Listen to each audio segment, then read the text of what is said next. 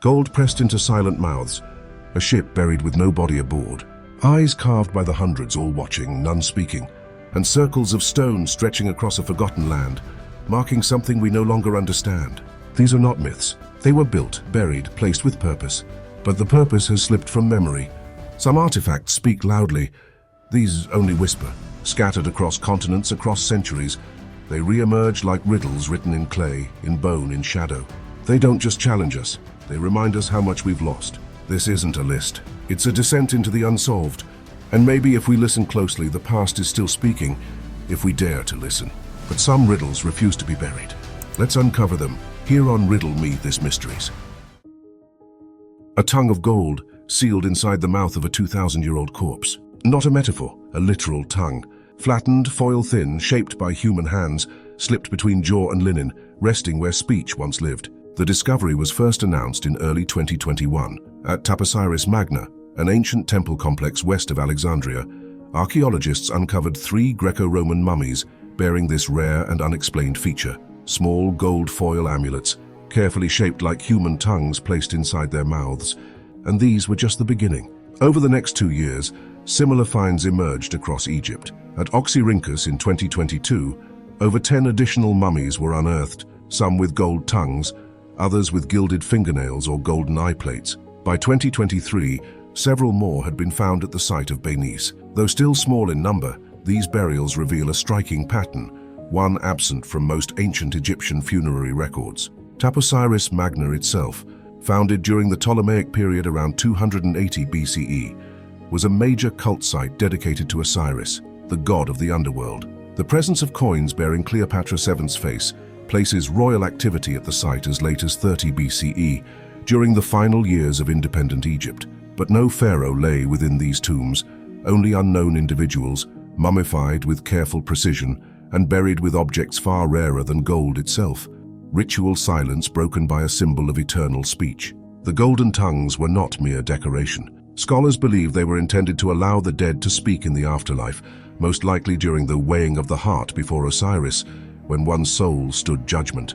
Without a tongue, the dead could neither recite protective spells nor plead innocence, and without speech, a soul might vanish forever. But the symbolism could be even deeper. In Egyptian magic, the tongue was the source of power. Spells, curses, and names held force when spoken aloud. Replacing the mortal tongue with an immortal one may have granted the deceased not only voice, but divine authority. This wasn't a widespread practice. Across thousands of known Egyptian burials, only a handful contained golden tongues, and yet, those that do share intriguing similarities. Many were accompanied by other golden elements, fingernails shaped and gilded, gold bands laid over the chest, and funerary masks painted with deities, Isis, Nut, Horus, Thoth. Some mummies bore scarab amulets placed at the heart, symbols of rebirth and cosmic order. Analysis of these tombs suggests the burials span from around 300 BCE to 100 CE, crossing the late Ptolemaic and early Roman periods. While we lack precise metallurgical data on the tongues themselves, their form resembles other Ptolemaic elite funerary gold, thin, hammered foil shaped to fit beneath linen wrappings. Some were intricately made, others crudely cut. This variation raises questions. Were they crafted by different priestly workshops? Or do the differences reflect status, urgency, or access? Interestingly, several of the golden-tongued mummies were found without funerary texts. No Book of the Dead, no inscribed prayers. This absence is striking, especially for burials otherwise rich in ritual objects. Was this silence intentional, a secret rite, or a lost tradition whose meaning we can no longer access? At Oxyrhynchus, where most of the tongue-bearing mummies were adult males, some bore imagery linked to priestly roles. At Berenice, excavators noted alignments suggesting temple-affiliated interments, but no names have been recovered. The dead remain anonymous, even as their tongues gleam in death. The golden tongue may also reflect continuity with older traditions. In ancient Egypt, artificial body parts were common in burial, prosthetic toes, heart scarabs, eye inlays. But never before had the tongue, the seat of voice, identity, and power, been replaced so consistently with a divine metal. So what were they meant to say? Who were they meant to speak to? And why this sudden emergence during Egypt's slow decline into Roman hands? We don't know. But as more of these mummies are found, the silence surrounding them grows heavier. They were buried with voices that could not corrode, in tombs where no words were written. These weren't tools. They weren't offerings, they weren't even meant for us. They were a ritual language we no longer understand, not tools, not trophies, something else entirely. Northward, where the soil holds ships instead of skeletons, something vast was buried, and yet no one lay inside. A 20-meter-long Viking ship buried in silence. No bones, no sails, just a ghost shape beneath a Norwegian field surrounded by soil, forgotten rituals, and one relentless question. Who was this ship meant to carry, and why was no one there? The discovery began in 2018, not with a shovel but with a scanner. Ground-penetrating radar, surveying a farm near Halden in southeastern Norway, revealed the faint outline of a buried vessel, a classic Viking ship, almost 1,200 years old. It was the first undisturbed ship burial found in Norway in over a century.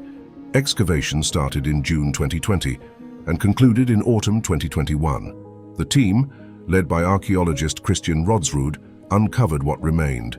A keel plank felled shortly after 732 CE, dating the burial between 780 and 850, the dawn of the Viking Age. The ship was narrow, built for oars rather than sails, its full length once reaching over 20 meters.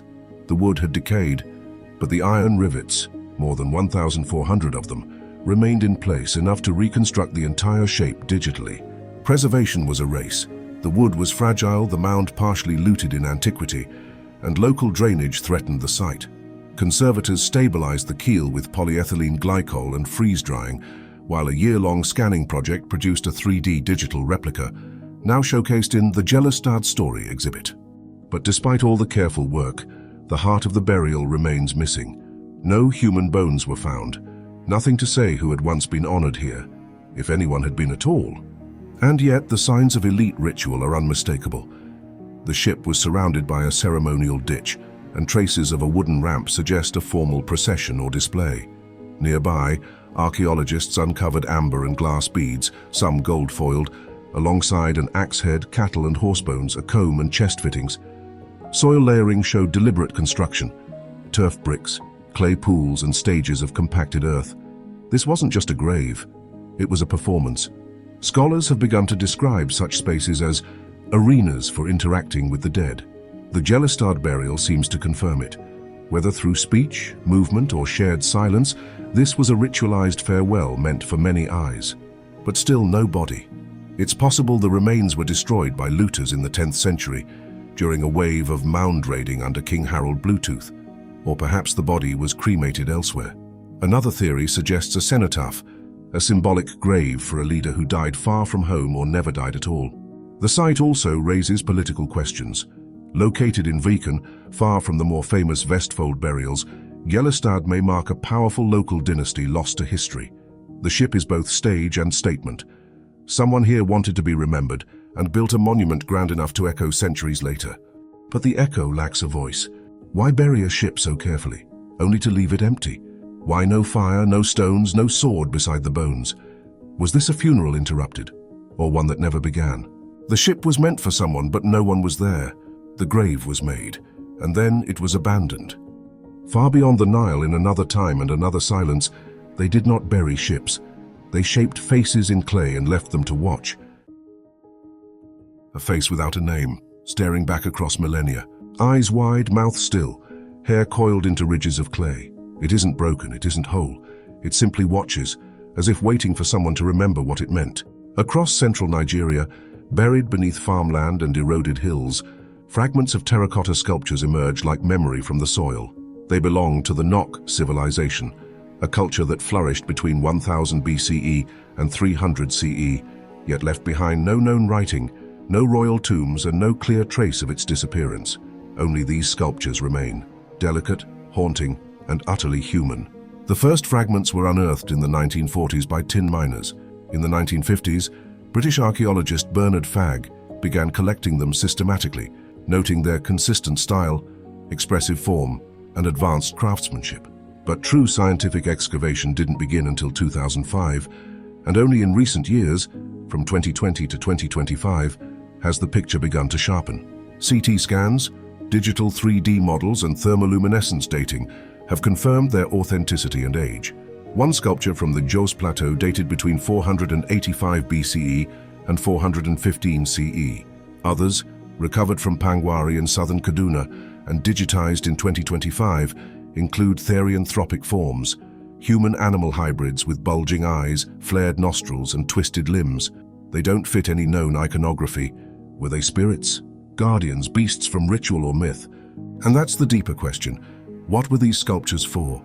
None have been found in graves. Many were discovered lying near the surface, broken but not scattered, as if left deliberately. Others were found clustered near the remains of iron furnaces, especially at sites like Taruga, where at least 13 furnaces dated to 280 BCE signal some of sub-Saharan Africa's earliest ironworking.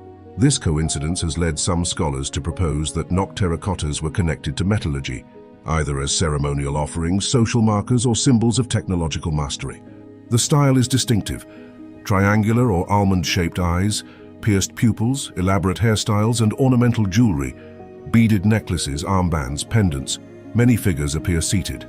Some hold vessels, some rest their hands on their knees in stiff formal poses. Others are in motion, dancing, playing instruments, snarling in hybrid forms.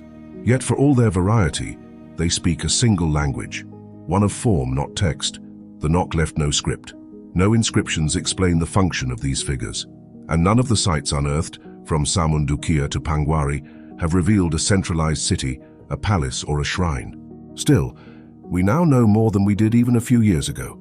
Spatial mapping and GIS modeling have revealed the spread of Nok culture, a network of communities extending across what is now central Nigeria. Terracotta fragments cluster around iron production zones, suggesting an overlap of spiritual and technical spheres. Perhaps the figures were protectors of the forge. Perhaps they represented status in a society reshaped by metallurgy. Some figures blur the boundary between human and animal. One sculpture shows a humanoid figure with the mouth and snout of a dog. Another, recently reconstructed digitally, appears to merge a warrior's posture with a lizard's head. Are these ancestors transformed in death, or are they beings from Nok cosmology that we no longer have names for? And then there's the greatest mystery of all: why did they vanish? By the 4th century CE, Nok terracottas disappear from the record. Iron production continues in other regions. New cultures rise, but the Nok themselves fade without war, without a visible collapse. All that's left are the watchers, the clay faces rising from the ground, asking questions no one can yet answer. They do not speak, they do not name themselves, but they were made to be seen, meant to endure. Elsewhere, it was not statues that endured, but flesh sealed in the wet black earth, waiting to be remembered.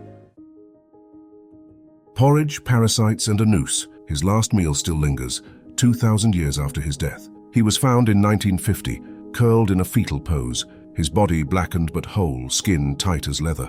A rope dug into his neck. His eyes were closed. He looked asleep.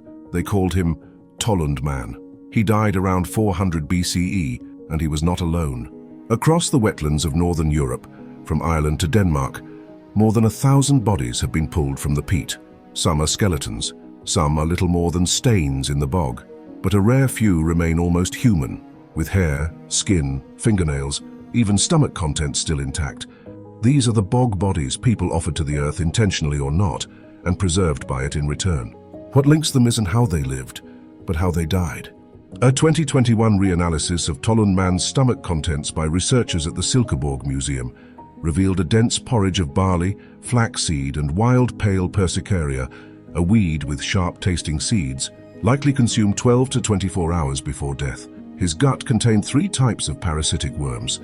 His body, it turned out, had lived hard. The following year, a high-resolution micro-CT scan of his head unveiled internal structures with stunning clarity: optic nerves, tooth roots, sinus cavities. For the first time, scientists could explore the internal preservation of a bog body in 3 dimensions without disturbing a single fiber. He had lived past 40, old for his time. He had been hanged, but his face bore no terror. It was quiet, ritual. He was not unique. A sweeping 2023 study compiled more than 1,000 bog body discoveries from across Europe, representing 250 different sites.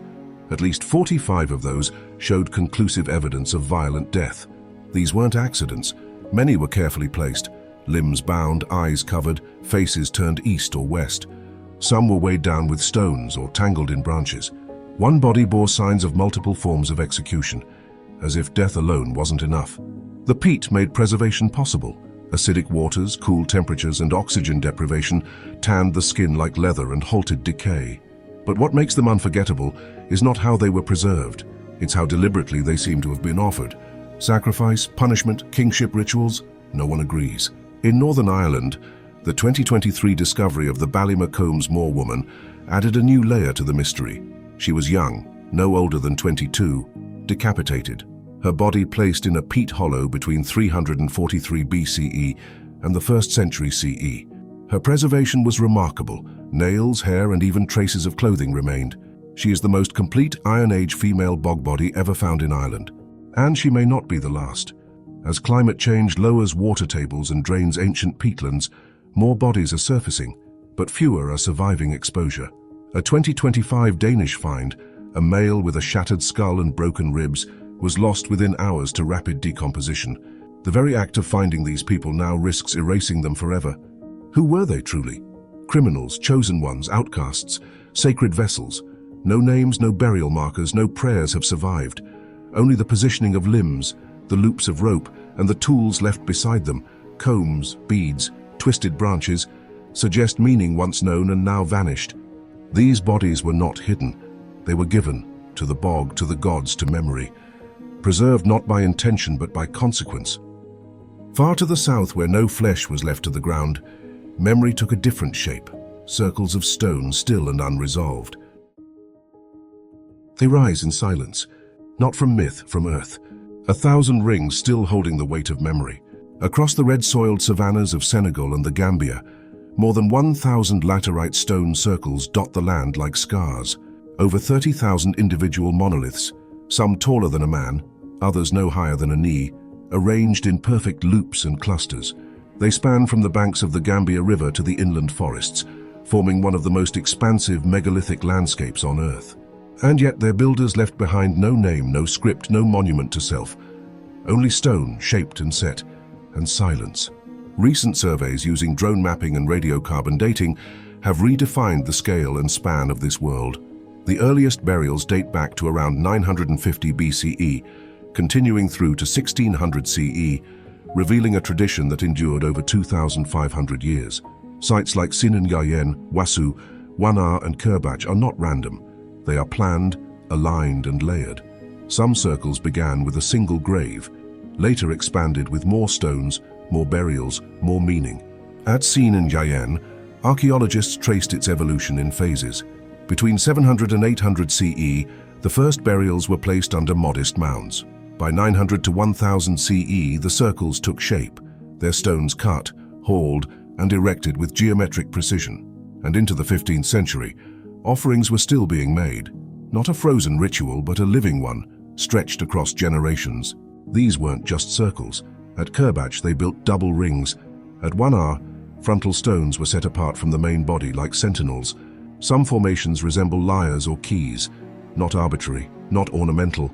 Each design likely carried meaning, spatial codes, spiritual paths, or identities long erased. Who were they marking, warriors, ancestors? Or was it not about the person but the place? Archaeological evidence points to local quarrying. Stone pits, iron chisels, and laterite chips mark the labor of those who built. Some stones weigh over 7 tons, transported without wheels, aligned without writing. Inside many circles lie burials, some careful, others hurried. Bones arranged and rearranged, jewelry, beads, pots, and maybe something else. Some circles point to solstice sunrises, others to lunar paths. Were these calendars, temples, or maps to the sky? Nothing written remains to confirm it, but the suggestion lingers, carved in shadow and light. Among the Sera people, stories persist. The stones are sacred. The ancestors, the Pangul, are buried there. Spirits who watch, spirits who wait. Some still avoid walking through the circles, others come to honor them. In rural villages, the connection hasn't vanished.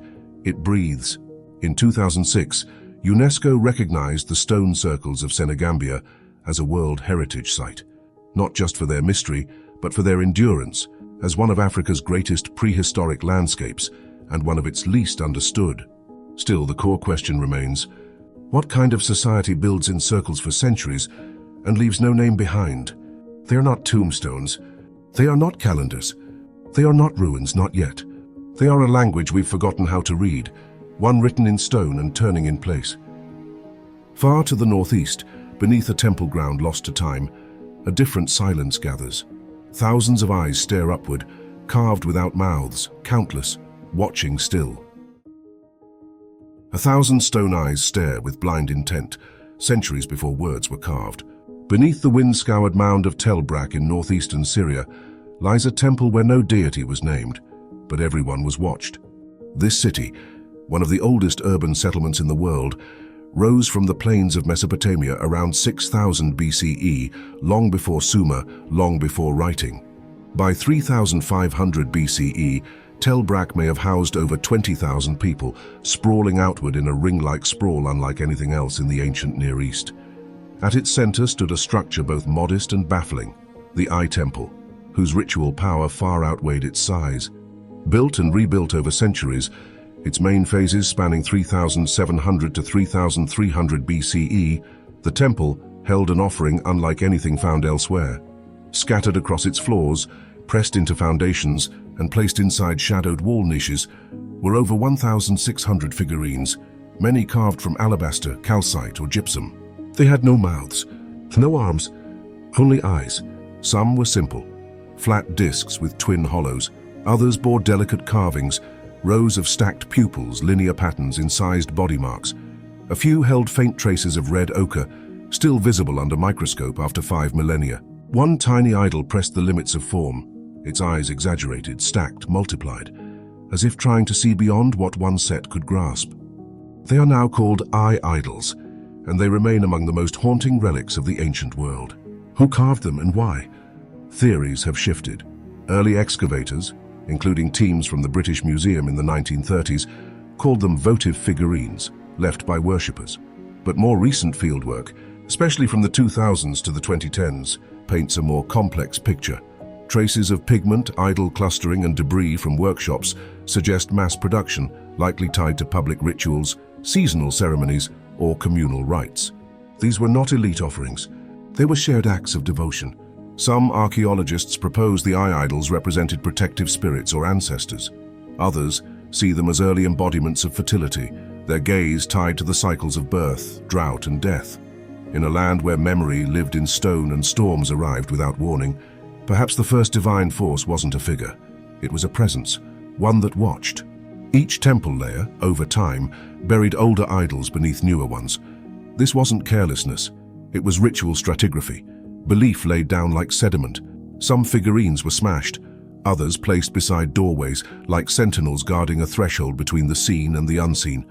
And when Brak declined around 1300 BCE, the idols remained, buried, unmoved, still watching. Today the wind whispers across the mound. The temple's walls are broken, but the watchers endure, not as relics of faith, but as a message in a language we still do not understand. Were the rituals quiet? Did songs echo through its stone chambers? Did children trace their fingers over the idols, not knowing what they meant, only that they mattered? We will never know what the eyes saw, but even now they see us. And westward, carved into volcanic cliffs above the Pacific, another language waits, not in statues but in stone etchings of men, gods, and beasts. Their message remains just as mysterious, but the waves even now have not worn it away. On the coast of Sinaloa, where waves never stop speaking, the rocks speak too, though their words have no voice.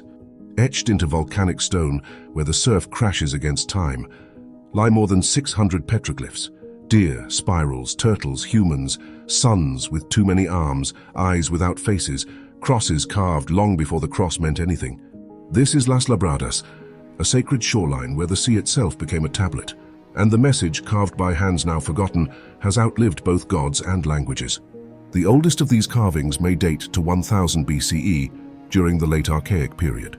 Others were likely made in the Middle Formative era, up to 300 CE, and perhaps even into the Aztlan period, as late as 1250 CE. That's over 2,000 years of symbols, layered, merged, and faded, still clinging to rocks soaked by the Pacific. What's most striking is not just the art, but the place. No other petroglyph site in the world lies directly in the intertidal zone. Twice a day, the ocean rises and retreats, washing over the figures. Time is not static here. It comes in waves. Was that the point?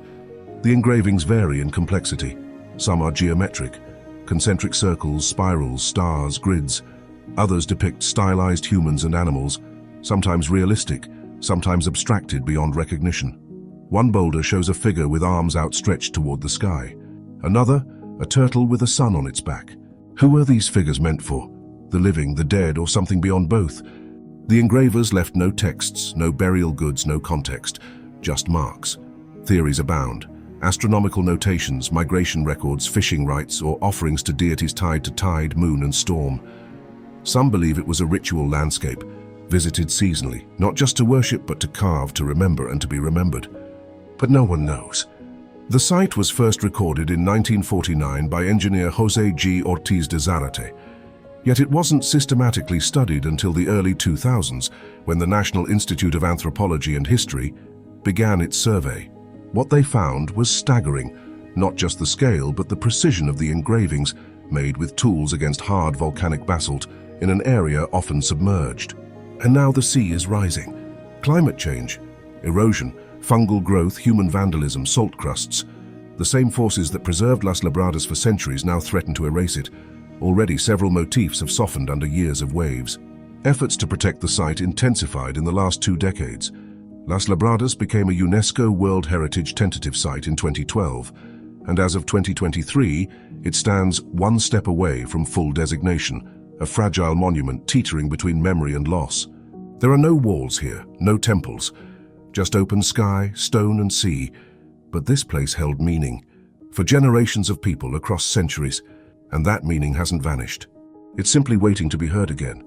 Because what kind of culture chooses the shore, the most impermanent place, to carve what it once remembered?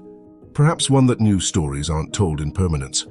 They're told in rhythm, and so the waves continue, not wiping away the symbols, just reading them again and again. We followed what was left behind, gold tongues sealed in silence, ships buried without sailors, sculptures scattered like forgotten prayers. Each artifact opened a door, but not all the way. They weren't just remnants, they were intentions, rituals, memories carved in materials meant to last longer than words. And the deeper we look, the more we realize the past isn't quiet. It's waiting, patient, layered, unfinished. What else lies beneath our cities, fields, and forgotten coastlines, still whispering through stone and soil? If these echoes stirred something in you, share the mystery. Like the moment, subscribe to follow what's still unknown, and step into the questions with us in the comments below. Because some stories refuse to fade, and others are just about to begin. Until the next riddle, only on Riddle Me This Mysteries.